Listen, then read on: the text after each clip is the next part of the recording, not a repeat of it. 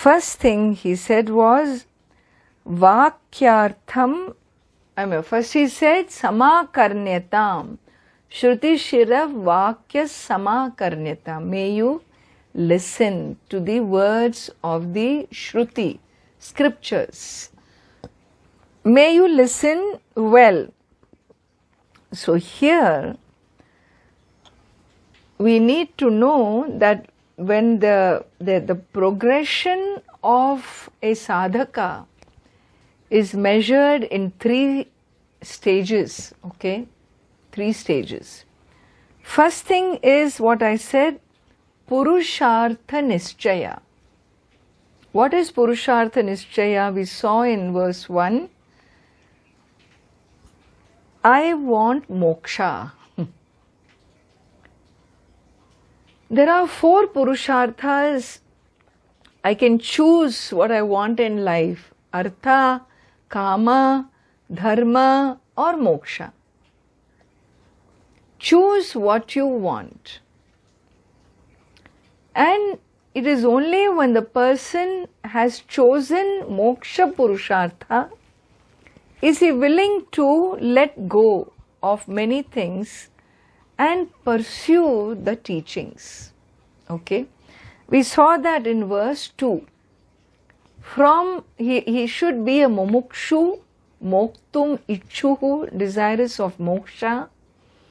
Once you are a mumukshu, what are you going to do about your desire? What am I going to do?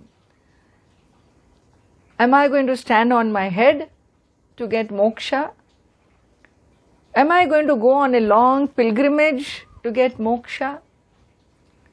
Am I going to go on an indefinite fast to get moksha?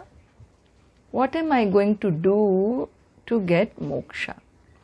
And therefore, here, the mumukshu must transform himself to a jignasu. Jignasu means jnatum ichuhu. This desire for moksha must take me to a desire to know the truth, to know. Why? Because it is a matter of self-knowledge, knowing the nature of the self, not doing the nature of the self through a practice of a pranayama or something. It is knowing. Knowing can be supported by practices, but knowing is the main sadhana. And therefore jignasu, mumukshu becoming a jignasu is a very big conversion. Many people come to spiritual life, they want spirituality. But definition of spirituality can be anything. In modern life, all kinds of things we have for spirituality. I don't want to get into that topic because it's really very odd. Living in a commune is a type of spirituality. Doing goat yoga is a kind of spirituality. People do different things. They create new communities, all trying to feel spiritual. Sun gazing is spirituality. So we have many definitions, People believe that this is what is spirituality. In the traditional teachings, spirituality is gauged in terms of sadhana-nischaya. The first stage is PurusharthaNischaya, verse 1. The second stage is sadhana-nischaya, ascertaining what is the sadhana for my moksha destination. You understand? I know for artha, I want to become a millionaire. What is my sadhana? What is my means? I know my means. Play the stock market. One day I'll become a millionaire. Okay, if you believe in those means, you follow the means. And so for moksha as my purushartha, Having done PurusharthaNischaya, what is the next step? The next major breakthrough is Sadhana Nischaya. And Sadhana Nischaya means arriving at Jnanam. Self-knowledge is what is lacking. And this self-knowledge, how are you going to get? Therefore, please, Mumukshu becomes a Jignasu. Mumukshu becomes a Jignasu. Now with this Jignasa, this desire to know, where am I going to go? Where am I going to go for this knowledge? That means I must have lot of grace to reach this knowledge. And how am I going to reach this knowledge? And therefore, the tool that will give me this knowledge, what is that tool? The tool is Vedanta. The tool is Vedanta is called Pramana Nischaya. The tool of knowing, the means of knowing, that the means of knowledge is Vedanta. This is called Pramana Nischaya. So we take a lot of things for granted. We don't even recognize the steps. But in properly sitting and studying and learning, we become very, very focused, because these three things must be very clear. When you come to a guru, these three, if they are not clear, it is made very clear that it is PurusharthaNischaya, then you need Sadhana Nischaya, right? And then you need Pramana Nischaya. The first PurusharthaNischaya is be clear, Moksha is what I want and not Dharma, Artha, Kama.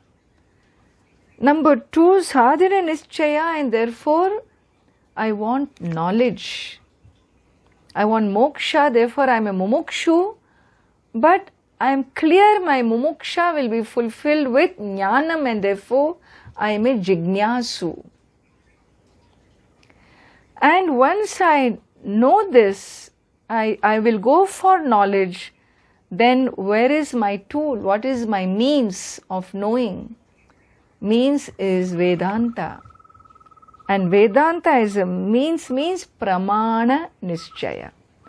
Therefore, wherever, whichever country, whichever culture, whatever language teaches me Vedanta, self-knowledge, I go for that because I want Vedanta. It may not come in this word, it may come in some other word, we don't know. But Vedanta, I know for sure, is giving me self-knowledge. What is Vedanta? Is a positional name referring to the end of the Veda, which gives us self-knowledge. Veda anta, Vedasya antaha, Vedantaha. End of Veda. So it is a positional name. A knowledge that comes at the end of the Veda is called Vedanta. And that end of the Veda topic is self-knowledge. This is a positional name called Vedanta. Vedanta also refers to Upanishad. This mantras or knowledge is called Upanishads. Which mantras? Mantras or knowledge that take you upani, takes you nearest to yourself, takes you to yourself. How does it do that? By destroying self-ignorance. So, upa, samipe, ni, nischayena, shadildra dhatu, that refers to Visharanam, Gati, Avasadhanam. 3 meanings for Shadalrir. This Upanishad, the word itself reveals self-knowledge. The content of the mantras is self-knowledge. So it's not only a positional name, Vedanta. Vedanta, when you say, it is because knowledge is not in the books. Knowledge, when it is given to you, it will occur in your own mind, no? Therefore it is internal. Brahma Vidya is internal. It is not external. When you listen, what happens? Comprehension is not just listening to words. Comprehension is, grasping in your own mind. So the knowledge is occurring in your own mind. And therefore, it is the Vedantic tools that take me to this self-knowledge.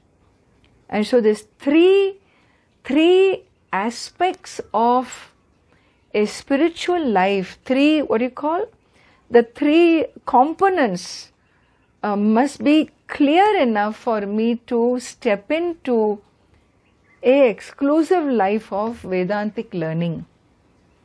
And so when we go to a guru, all these 3 things are in place. If it's not in place, the guru will see to it that it falls in place. After learning Vedanta, you must never have to feel, now I have to do something else, I studied Vedanta. What do you teach? Oh, you teach Shaktipat, now I will go for Shakti. What do you teach? You teach Kundalini. In particular, you deal with the Swadhisthana Chakra. I've been wanting some chakra meditation. So this shifting and this searching, the search is over. When you come to Vedanta, something happens. This is an experience of so many people, The search, the despair, the frustration or the sense of helplessness is gone. The soul, the deeper soul, even I don't know that is gone, but the deeper being inside rests afterwards. That I have come on the right path, and whatever it takes, I know I am safe here. I know that I will get in my life journey my answers. I am getting my answers. And so Vedanta gives us an amazing, there is no words to describe. After this kind of comfort and peace that the teachings bring, do you think that even if we take another life, you will go back to restlessness? No way. No way. To the extent I have accessed my soul, my higher self, and recognized there is something very deep here happening to me, who I am. Even if I were to take another 100 births, it doesn't matter, because I have reached home, Whatever the karma brings, whatever is appropriate, I will never go wrong, and it's not a two-way traffic. Bhagavan assures us, when you have come to a guru, come to Shastra, come to these teachings, then it is only growth in the right direction all the way. There is no loss of any kind, Arjuna's question, Chinna Brahmiva Nashyati, how like a little cloud, who didn't stay with the total body of cloud, and so it moved away. This is called, I'm going for moksha, not for dharmartha kama. It moved away, and then how that cloud fizzled out. It neither reached its destination, it was too weak to walk alone, and nor it continued in samsara with the others. It just fizzled out. So won't that be the goal, won't that be the end of person who takes to this teaching? Was a worry for Arjuna, think of it. And Bhagavan says, no way, Jose, not at all. Not at all, because to the extent you recognize, even if you were to drop your body now, you will be born to pick up from where you left off. Once that thread, you have caught the thread, no, you will never lose that thread again. Holding on to this thread is all we need to do. Everything else, the universe will unfold, is unfolding. We need to trust the process, because it is infinite lives of karma. There is so much, our whole orientation is so different. It may take 2-3 more lives maybe, but it doesn't matter, because I've already found my path. So let us never think that this is the first time you are hearing the teachings. If you have come to these teachings with such commitment, such seriousness, it is not the first time. It has happened to you before, and we don't know how many lives before. And that's the reason why we hold it. When it came afterwards, there is no looking back. It is only moving forward in the journey. So this itself shows that we have come this far. We are never going to be left alone. And that confidence, no, with that, when we learn Samakarnyatam, Shruti Shiro Vakyam Samakarnyatam, he said, may one listen to the words of the crest jewel of the Vedas. Vedanta is the saram, is the jewel, is the crown of the Vedas. Listen to this well. ये सुनने की बात है, सोने की बात नहीं. It is to be heard, because knowledge is coming to us in the form of words. Therefore, words means it must fall in the ears, and it's an oral tradition, and therefore Guru Mukhat, from the words of the master, the teacher, the guru, it will reach my ears.